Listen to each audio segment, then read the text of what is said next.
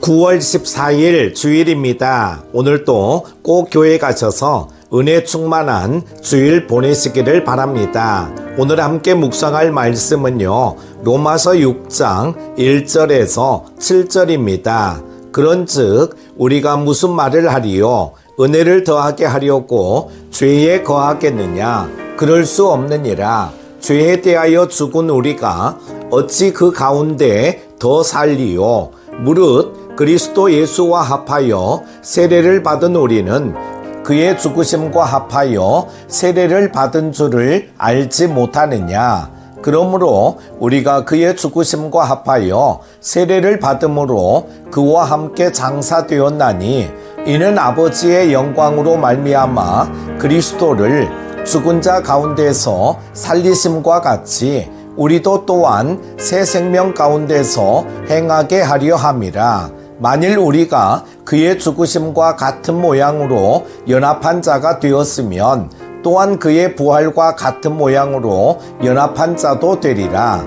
우리가 알거니와 우리의 옛사람이 예수와 함께 십자가에 못 박힌 것은 죄의 몸이 죽어 다시는 우리가 죄에게 종노릇하지 아니하려 함이니 이는 죽은 자가 죄에서 벗어나 의롭다 하심을 얻었습니다. 아멘. 사랑하는 큐티 가족 여러분, 우리는 은혜로 구원받은 사람들입니다. 은혜는 값없이 주어지는 하나님의 선물입니다. 그런데 은혜를 잘못 이해하면 위험한 결과가 나타납니다. 어떤 이들은 은혜가 크면 클수록 죄를 더 지어도 괜찮다고 생각합니다. 심지어 죄를 더 지으면 은혜가 더 커진다고 착각하기도 합니다. 바울은 오늘 본문에서 바로 이 질문을 정면으로 다룹니다. 은혜를 더하게 하려고 죄에 거하겠느냐?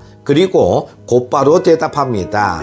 그럴 수 없느니라. 왜 그렇습니까? 그리스도와 연합한 우리는 이미 죄에 대해 죽었기 때문입니다. 본문은 세 가지 이유를 통해 우리가 죄 가운데 머물 수 없는 존재임을 밝히고 있습니다. 첫 번째는 죄에 대해 죽은 자라는 것이죠. 죄에 대하여 죽은 우리가 어찌 그 가운데 더 살리요? 여기서 죽었다는 말은 비유적인 표현이 아닙니다. 실제적이고 영적인 선언입니다. 세례를 받는 순간 우리는 예수 그리스도의 죽으심과 연합하여 죄에 대해 단절된 자가 되었습니다.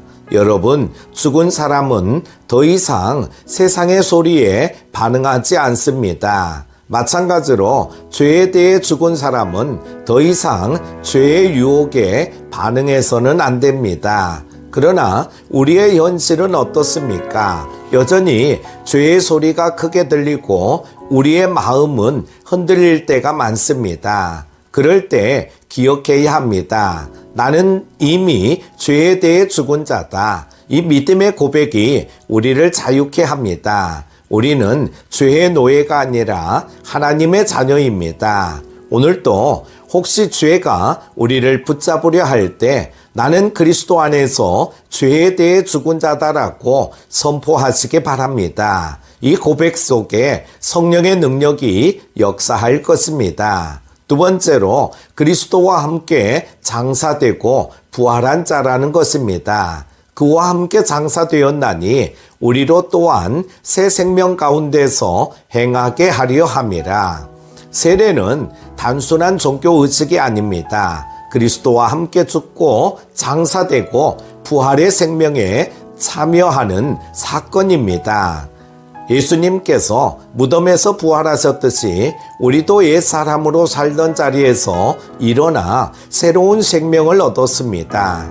그래서 바울은 새 생명 가운데서 행하라고 말합니다. 여기서 중요한 것은 새 생명이 단순히 과거 죄의 용서만 의미하지 않는다는 것입니다. 새 생명은 새로운 방향, 새로운 가치관, 새로운 삶의 방식을 뜻합니다. 이전에는 자기 욕심과 이익을 위해 살았다면 이제는 하나님의 영광을 위해 삽니다. 이전에는 사람들의 눈치를 보고 살았다면 이제는 하나님 앞에서 살아갑니다. 이전에는 죄의 종으로 살았다면 이제는 의의 종으로 삽니다. 사랑하는 여러분, 오늘 하루를 어떻게 살아가시겠습니까? 새 생명 가운데 행하는 사람은 예배와 기도를 소중히 여기며 말과 행동에서 하나님의 사랑을 드러냅니다. 오늘 우리의 가정과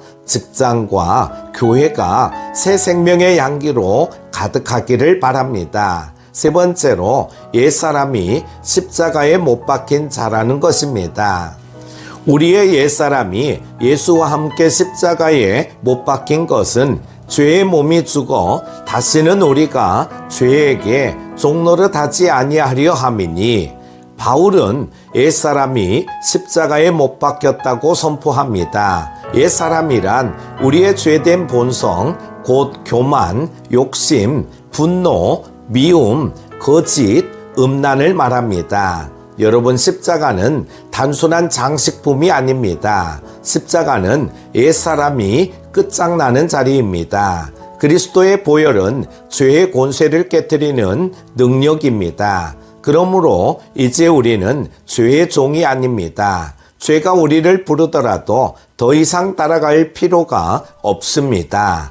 여러분의 삶 속에서 아직도 옛사람이 살아 움직이는 영역이 있습니까? 그때마다 이렇게 선포하십시오. 나의 옛사람은 예수와 함께 십자가에 못 박혔다.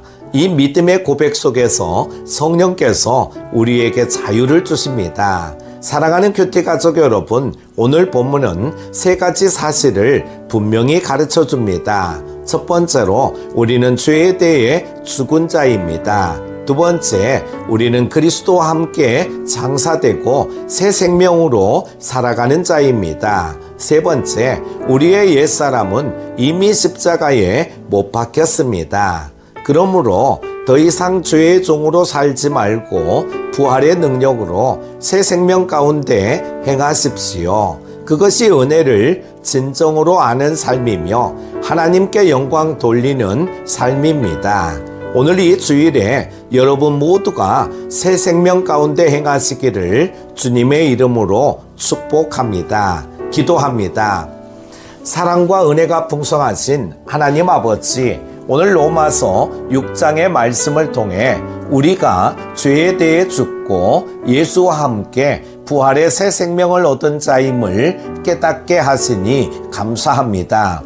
우리 안에 옛사람을 완전히 십자가에 못 박고 날마다 성령 안에서 새 생명 가운데 행하게 하옵소서. 죄의 유혹과 세상의 압력 속에서도 담대히 이기며 예배와 기도로 하나님께만 영광 돌리게 하옵소서. 오늘 주일 예배 가운데 임재하시고 모든 성도들에게 은혜와 평강을 부어 주옵소서. 가정과 직장과 교회의 모든 자리에 새 생명의 빛이 비추게 하옵소서. 예수님의 이름으로 기도드립니다.